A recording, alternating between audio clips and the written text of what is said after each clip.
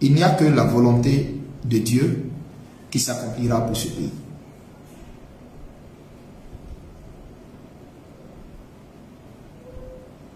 Et la volonté de Dieu, elle a trois dimensions. La volonté parfaite, la volonté permissive et la volonté mystérieuse. Je ne sais pas si vous me comprenez. La volonté de Dieu, elle a trois dimensions. La volonté parfaite, la volonté permissive et la volonté mystérieuse.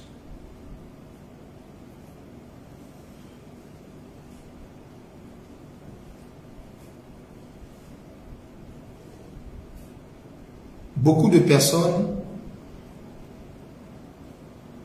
certainement,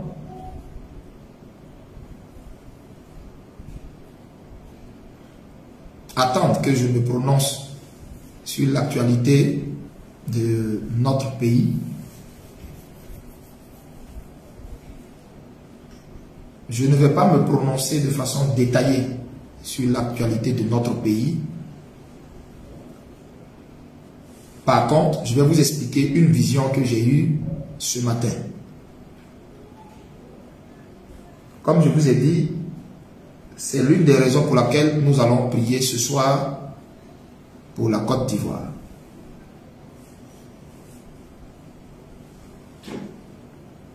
Dans la vision que j'ai eue, j'étais couché, dormant, dans un état de réveil et de somnolence en même temps. Quand je vois, on me montre une jeune fille de 13 ans.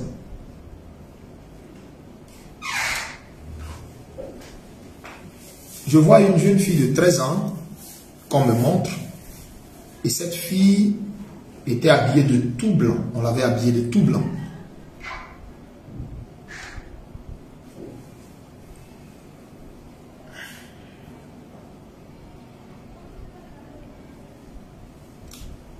Je vois la jeune fille et l'ange qui me montre la vision me dit, elle est vierge. L'ange qui me montre la vision me dit, elle est vierge. Je demande, mais pourquoi? Il me dit, attends. Observe la suite de la vision. J'observe et je vois le cou de la jeune fille est attaché. Son cou est attaché.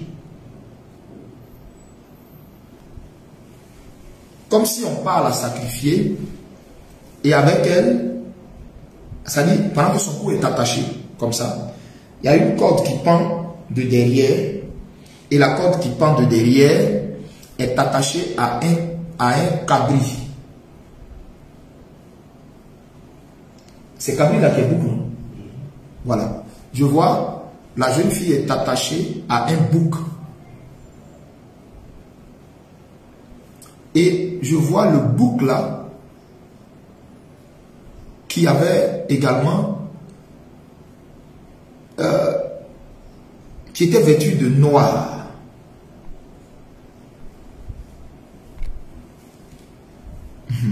Écoutez-moi bien. Hein?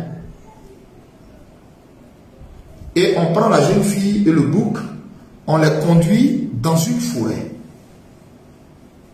Ils sont partis avec eux dans une forêt.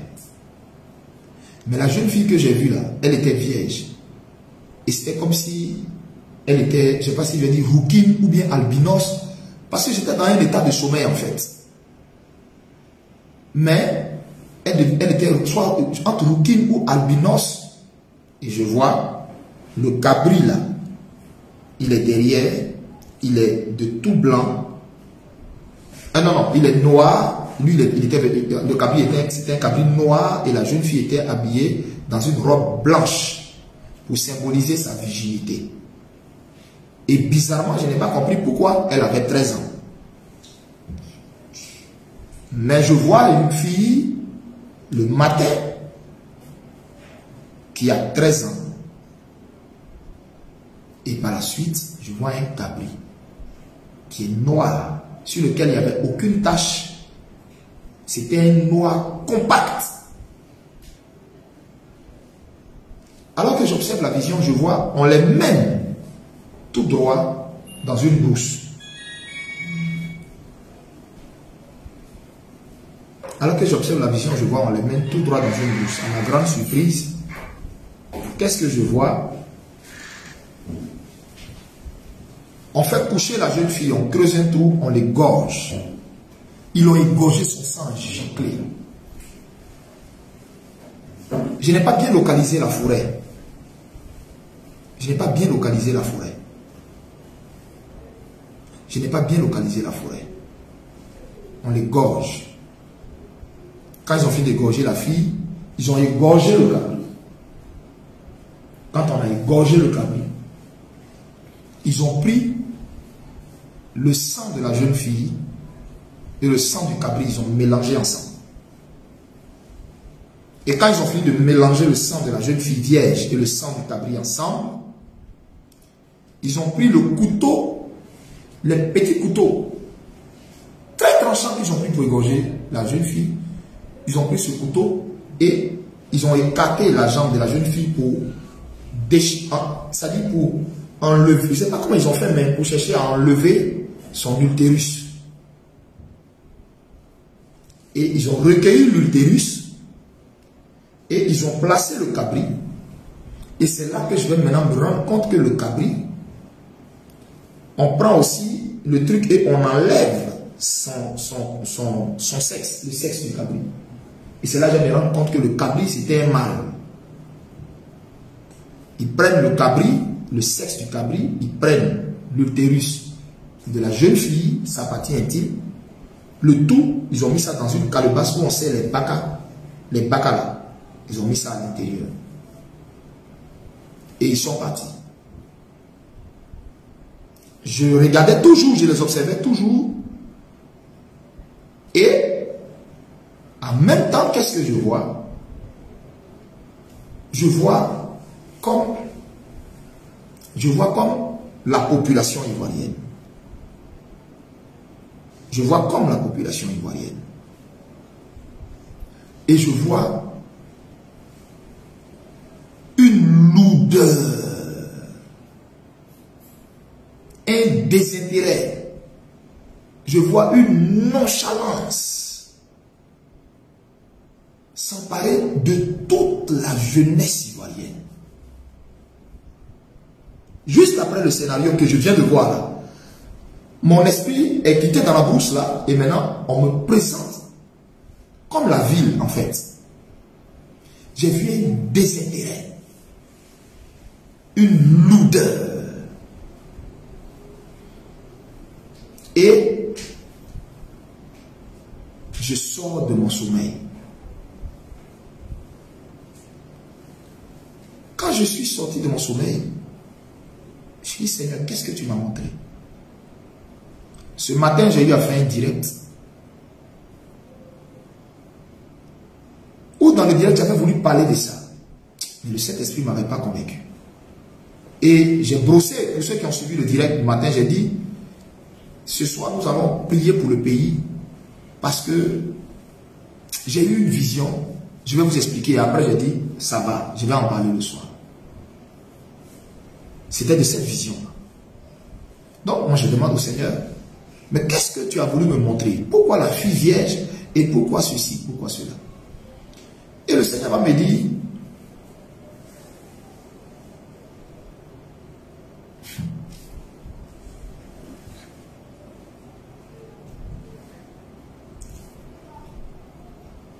des choses sont en train spirituellement et mystiquement d'être faites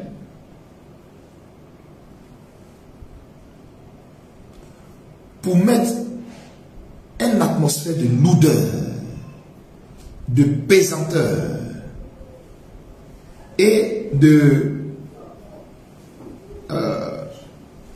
nonchalance dans le cœur et dans l'esprit du peuple. Un esprit de désintérêt, désintéressement. Et en ce moment où je suis en train de vous parler, je ne suis pas seul. L'armée divine est tout autour de moi.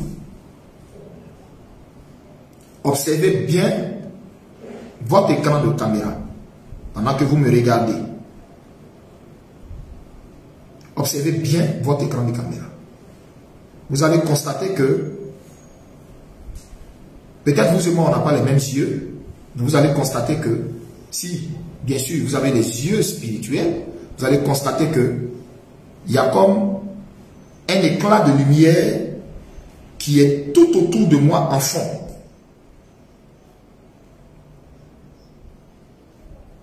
Dieu donne ce signe pour vous dire que où je suis assis là, je ne suis pas assis là seul. Au début de ce direct, l'image en fond était balisée. Mais en ce moment, si tu observes bien, tu vas voir qu'il y a un éclat subit de lumière tout autour.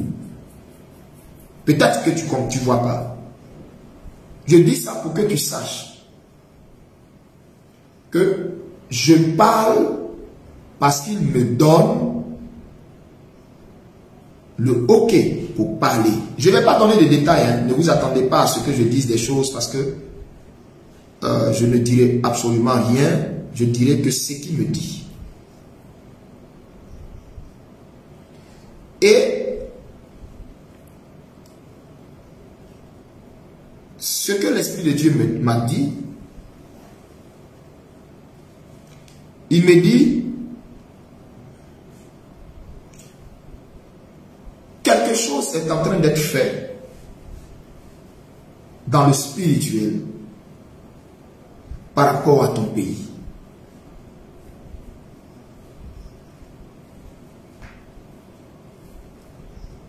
Tous ces gens qui gesticulent, qui jubilent à gauche, à droite,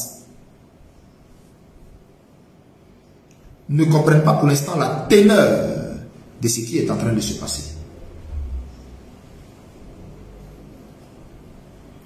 Un combat, on le gagne d'abord spirituellement, par la suite, on le savoure physiquement.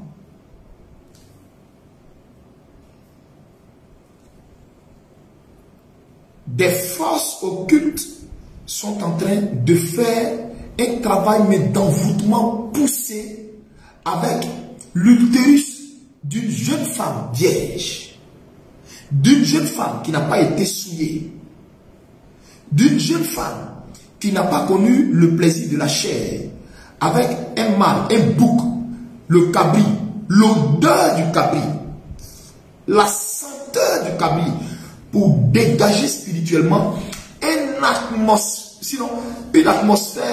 sur la nation, afin que cette atmosphère-là crée une certaine lourdeur, une certaine pesanteur. Et donc moi je regardais la scène et je disais, mais Seigneur,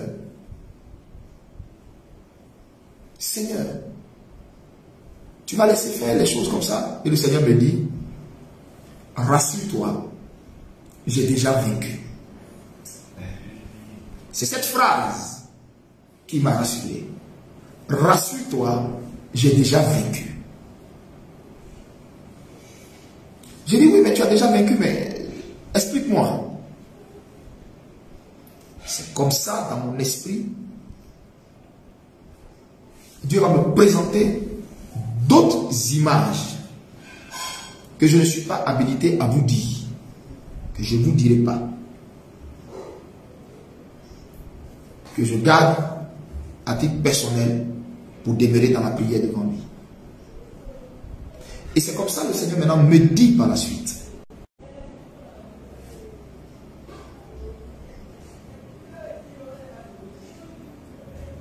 Je t'ai donné un message. Tu as fait connaître mon message. À qui de droit? Certains ont bafoué ce message. D'autres en ont rigolé. D'autres en ont fait ce qu'ils voulaient. D'autres en ont tourné en dérision. Et le message que je t'ai donné n'est pas rentré dans les cœurs parce que les cœurs étaient hostiles à ça. Ainsi, ce que tu vois là, je vais engager la deuxième phase. Sinon, je vais, autant pour moi, je vais engager la deuxième phase de ma volonté. Je vais engager la deuxième phase de ma volonté, qui, elle, n'est pas parfaite. Je parle là, vous ne me comprenez pas. Je vais parler de façon simple maintenant pour que vous me compreniez. Dans le plan parfait de Dieu, dans la volonté parfaite de Dieu, si vous voulez, vous allez sur les anciennes vidéos. Dans certaines anciennes vidéos, Dieu avait annoncé, ou dans ces vidéos-là, je voyais, j'étais là et j'ai eu une vision où je voyais quelqu'un rentrer en Côte d'Ivoire et je voyais du monde à l'aéroport aller l'accueillir. Les vidéos sont là, sur ma page. Je répète, les vidéos sont là, sur ma page. En ce moment-là, plusieurs ne faisaient pas vidéo pour parler de ça. Quand Dieu m'avait dit, annonce ça. La vision, quand je l'avais eu l'année passée. Donc du coup, quand je l'avais eu l'année passée, j'avais pensé que ce que Dieu me montrait, c'était pour l'année passée que ça allait se faire. Et bizarrement, ça ne s'était pas fait l'année passée.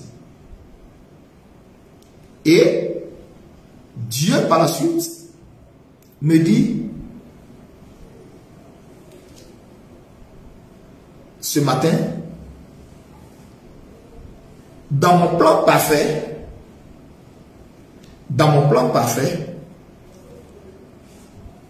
ce n'était pas encore le temps.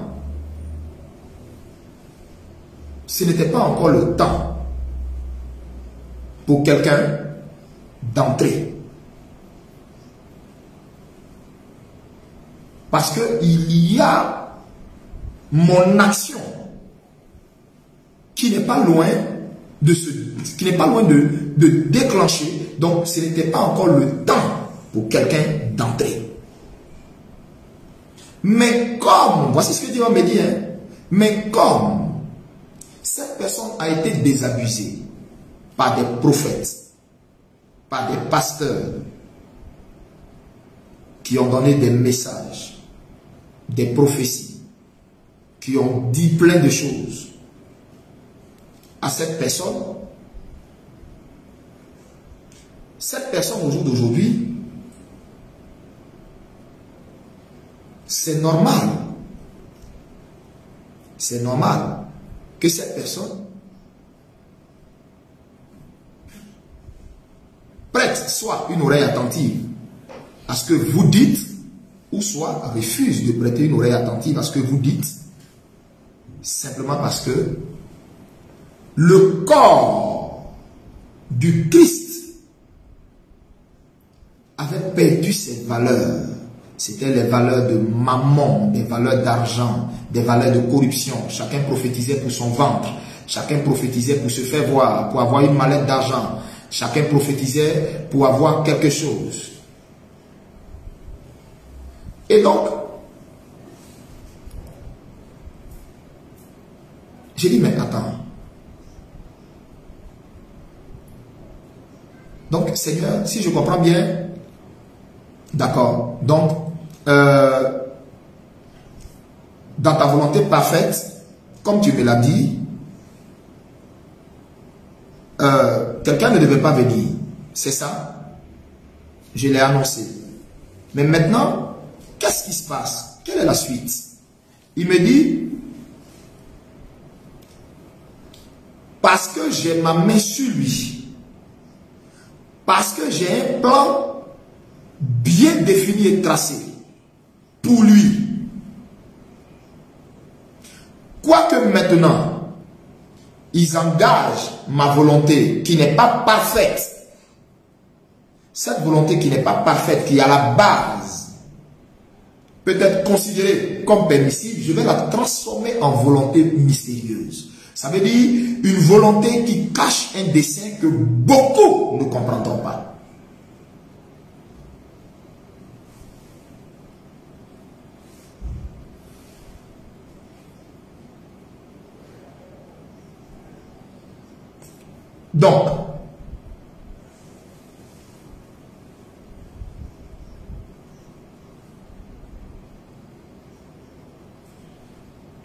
Donc,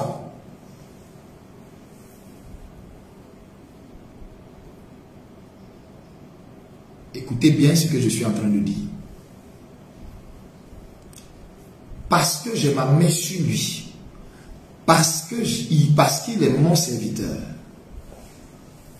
parce que j'ai ma main sur lui, parce que je l'aime, et parce que j'ai un dessein à accomplir avec lui, ma main le garde. Ma main le garde. Ma main le garde. Et mon amour sera tout un bouclier autour de lui. Il ne lui arrivera absolument rien sans que je n'en sois l'auteur. Est-ce que vous m'entendez?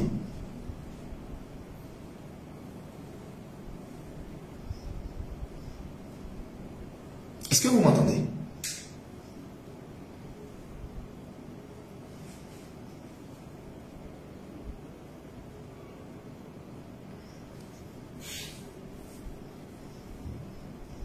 Bien-aimé, j'ai béni Dieu pour son amour. J'ai béni Dieu pour son amour. Vous savez quoi? J'ai béni Dieu pour son amour.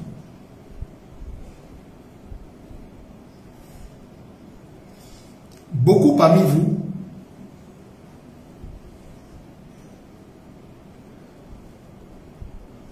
peuvent mal faire quelque chose, peuvent sur un coup de tête faire quelque chose, peuvent, suite à un agacement ou à un ras-le-bol, faire quelque chose.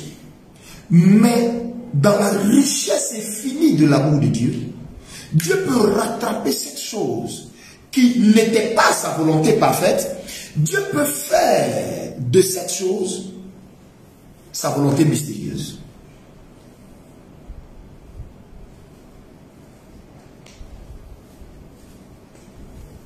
J'ai compris. Ça a été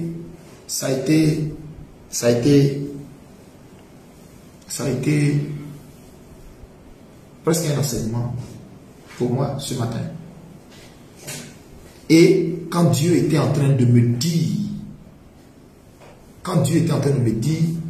son ras-le-bol par rapport à tous ces prophètes qui ont induit cet homme en erreur, qui ont fait que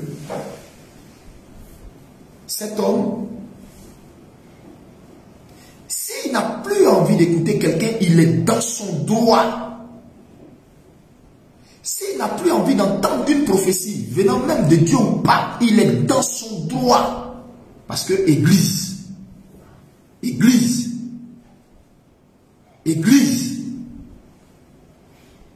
vous avez assez fait.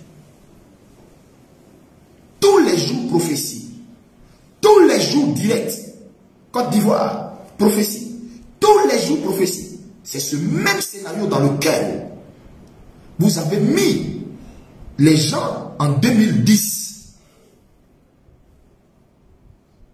disant aux gens que des anges allaient descendre du ciel pour venir combattre.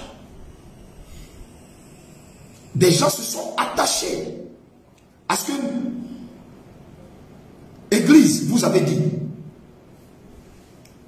La suite, ça a été quoi? La personne était dans sa maison, croyant en Dieu, réunissant tous ses enfants, jusqu'à petit-fils, jusqu'à arrière-petit-fils. Pour que quelqu'un se réunisse quelque part avec arrière-petit-fils pendant que la personne avait peut-être un ticket de sortie, c'est que la personne croyait, mais terriblement au message et aux prophéties qu'on lui avait données. Quand la personne se retrouve criblée de partout pendant tel nombre de temps, jusqu'à ce que des gens rentrent pour mettre la main sur la personne. Frère, vous auriez été à la place de cette personne-là. Vous allez écouter tout ce qui se dit sur la toile. Vous auriez été à la place de cette personne. Vous auriez écouté tout ce qui se dit à gauche, à droite. Vous auriez été à la place de cette personne-là. Vous écouteriez des prophètes.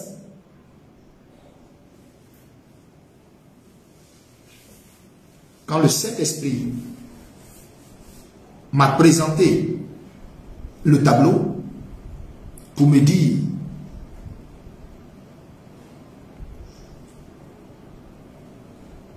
moi-même, je peux permettre quelque chose. Ou moi-même, je répète, je peux permettre quelque chose. Et puis laisser une autre chose être actionnée. Mais tout cela concourt à ma gloire.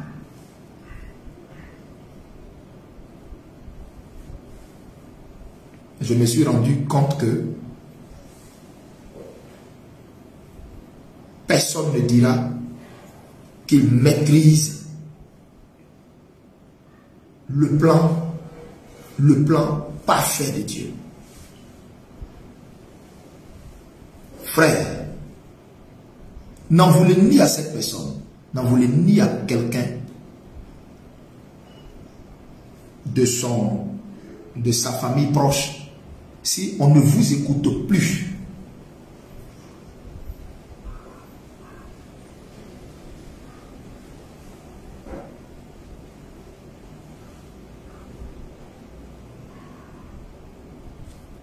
alors, c'est tout ce que j'ai à dire concernant ce sujet. Je n'ai rien à dire. Quand cette personne sera là, ce qui va se passer, ce qui ne va pas se passer, ce qui va advenir, ce qui ne va pas advenir dans la suite. Quoique Dieu, dans la richesse de son amour, ait bien voulu me faire savoir tout ça depuis la montagne, je suis arrivé, ma bouche est fermée.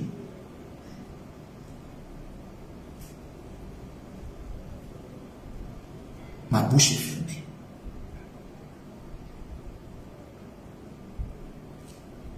S'il me dit,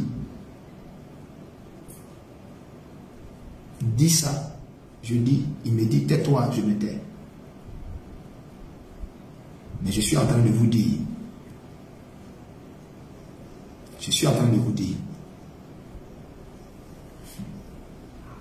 il y aura beaucoup de surprises dans ce pays-là.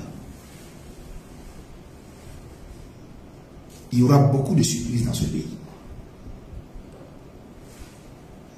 Il y aura beaucoup de surprises dans ce pays.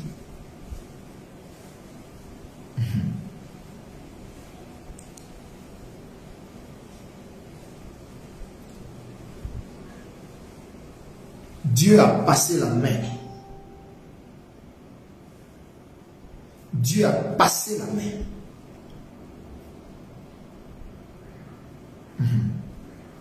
Il y aura beaucoup de surprises dans ce pays.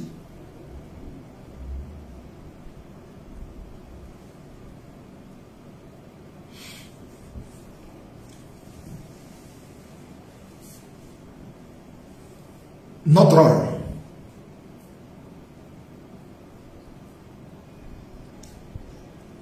ce n'est plus de prophétiser à tout va. Notre rôle, c'est de chercher à ce que Dieu balaie l'église, nettoie l'église, donne un nouveau visage, un nouveau rayonnement à l'église, pour que l'église soit désormais écoutée. Pour que ça nous évite de nous retrouver dans la volonté mystérieuse de Dieu.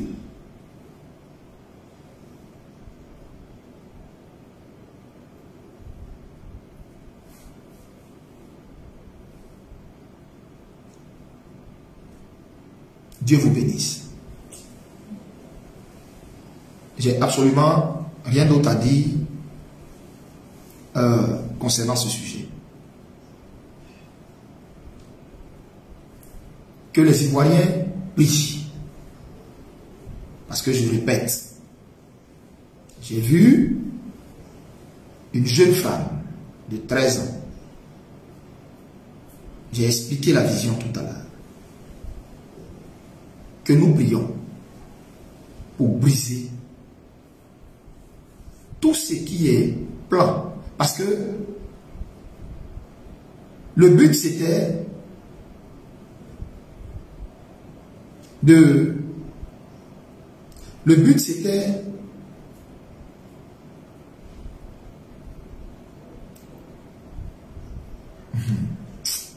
oh Seigneur. Vous savez, quand Dieu a sa main sur quelqu'un, quand Dieu a sa main sur quelqu'un,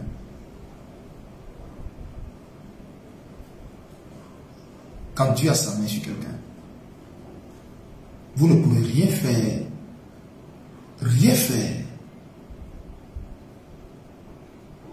qui puisse aboutir tant que Dieu a sa main sur la personne. J'ai été, je répète, extraordinairement surpris quand Dieu m'a dit, il est mon serviteur, je l'aime, j'ai ma main sur lui et j'ai un plan merveilleux à accomplir avec lui. Quoique, en ce moment, ce n'est pas dans ma volonté parfaite, la personne marche.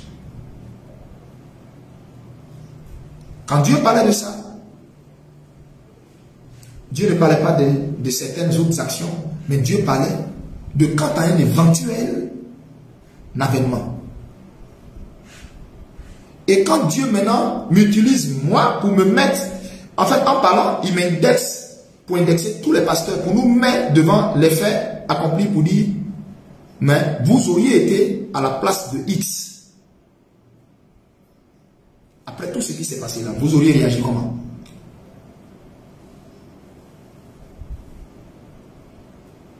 Arrêtez avec vos histoires de X n'écoute pas quand on parle, X n'écoute pas quand on dit ceci, X n'écoute pas quand on dit cela. Même si X n'est pas en train de venir dans la volonté parfaite de Dieu, Dieu a tourné cette volonté qui était censée être permissive, imparfaite, Dieu l'a transformée en une volonté mystérieuse qui dépasse l'entendement de beaucoup qui ne comprennent pas. Voici le mot volonté mystérieuse, là, qui dépasse maintenant l'entendement de beaucoup. Pourquoi? Parce que Dieu a sa main sur la personne.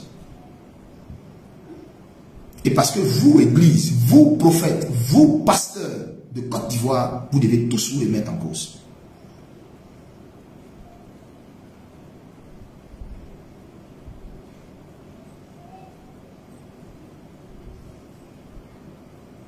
C'est pourquoi j'aime ce Dieu-là, parce qu'il est souverain, il est Dieu. Il transforme ce qui est censé se tordre en sa volonté parfaite. Regardez, dans le plan parfait de Dieu, Dieu fait le jardin. Quand Dieu crée le jardin d'Éden, ça n'avait pas pour but, le jardin d'Éden n'avait pas pour but d'être un endroit, un théâtre de péché. C'était un endroit paisible que Dieu voyait dans son esprit. Quand le diable est venu pour essayer d'inverser le plan parfait de Dieu, en faisant pécher Adam et Ève, Dieu rattrape le coup, même en les maudissant, en maudissant l'homme, en maudissant la femme. Dieu dit à la femme, toi, de tes entrailles, ta postérité naîtra, elle écrasera la tête du serpent qui t'a séduite. Ça veut dire, Dieu avait introduit, dans ce plan qui était devenu imparfait, Dieu avait introduit sa volonté mystérieuse. Ce mystère était resté caché depuis des temps. Ce mystère était resté caché depuis des siècles. Même les anges n'avaient pas compris ce mystère. La Bible dit les anges cherchaient à plonger leur regard pour comprendre comment Dieu allait régler le cas de l'humanité. Le cas qui était devant lui, présent, les faits sont là. Il fait comment pour régler ça? Le cas du péché là. Il fait comment? Car tout ce qui pêche est censé mourir. Maintenant les hommes, il se trouve qu'ils pêchent. Les faits sont là. Dieu fait quoi? Comme il est Dieu, directement Dieu engage la troisième phase de sa volonté qui est la volonté mystérieuse. Il cache la volonté là dans la malédiction qu'il est en train de prononcer sur la femme. Il dit ta descendance naîtra, elle écrasera la tête du serpent qui t'a séduit. C'est pourquoi plus tard Christ naît, il meurt dans un endroit appelé lieu du crâne, Golgotha, parce qu'il fallait que la tête du serpent qui a été séduit soit écrasée. Pourquoi il n'était pas mort dans n'importe quel lieu et il fallait qu'il meure à Golgotha qui en hébreu signifie le lieu du crâne?